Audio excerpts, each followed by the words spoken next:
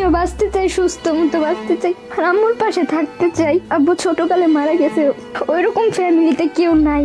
ভাবছিলাম পড়ালেখা করে অনেক বড় হয়ে আম্মুর পাশে থাকবো, কিন্তু স্বপ্ন আর পূরণ হলো না। অভাগী মায়ের দুঃখ ঘোচাতে চেয়েছিল কলেজ পড়ুয়া মালেকা আক্তার, কিন্তু ভাগ্যের নির্মম পরিহাসে এখন সেই মায়ের জীবনই ভরে গেছে গভীর দুশ্চিন্তায়।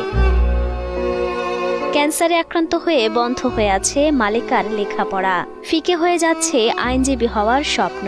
অসুস্থতার কারণে দিতে পারেনি এইচএসসি পরীক্ষাও। আমার সাথে ফ্রেন্ডরা ওরা এবার এইচএসসি দিতে, আমি দিতে পারলাম না অসুস্থতার জন্য। সুস্থ থাকলে হয়তো আমি এইচএসসি দিয়ে এবার ভার্সিটিতে ভর্তি হইতাম, আমার স্বপ্ন পূরণ হইতো। আমিও বাঁচতে চাই, সুস্থ মতো বাঁচতে চাই, আর আম্মুর পাশে থাকতে চাই। আব্বু ছোটকালে মারা গেছে, ওইরকম ফ্যামিলিতে কেউ নাই।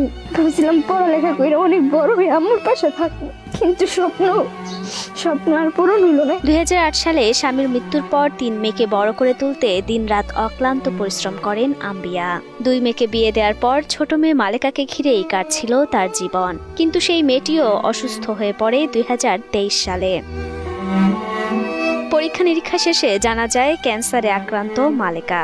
তখন থেকে মালেকার চিকিৎসায় শেষ করেছেন জমানো সব অর্থ এবং ঋণ হয়েছেন অনেক টাকার। মায়ের পরীক্ষা দিয়ে আমি পেলাম, সবাই পরীক্ষা দিল, আমি কি করবো, টেয়া পাই না, চাকরিও নেই, মানুষ ঘর ভাড়া পাবো, মানুষের ঋণ করছি, মানুষ আসি তাম্বি দিতেছে, তো আর আমি দিবের পাইতেছি না।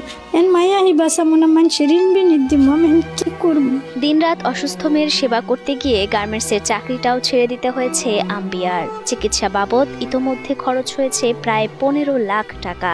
এখনো 28টা কেমোথেরাপি দেয়া সহ উন্নত চিকিৎসায় প্রয়োজন ব্যয়বহুল অর্থ। 8টা কেমো দিছি, 28টা দেওয়ার দরকার। যে আজকে 5 দিন হাতে যাইনি টাকা বেগরে, কি করবো। আমি 14-15 লাখ টাকা শেষ করে গেছি, গার্মেন্টস কামাই করে আমি টাকা জমাছি। গাজীপুর বড়বাড়ি মোতালেব মার্কেটের পাশে ভাড়া বাসায় থাকেন আম্বিয়া ও তার মেয়ে মালেকা।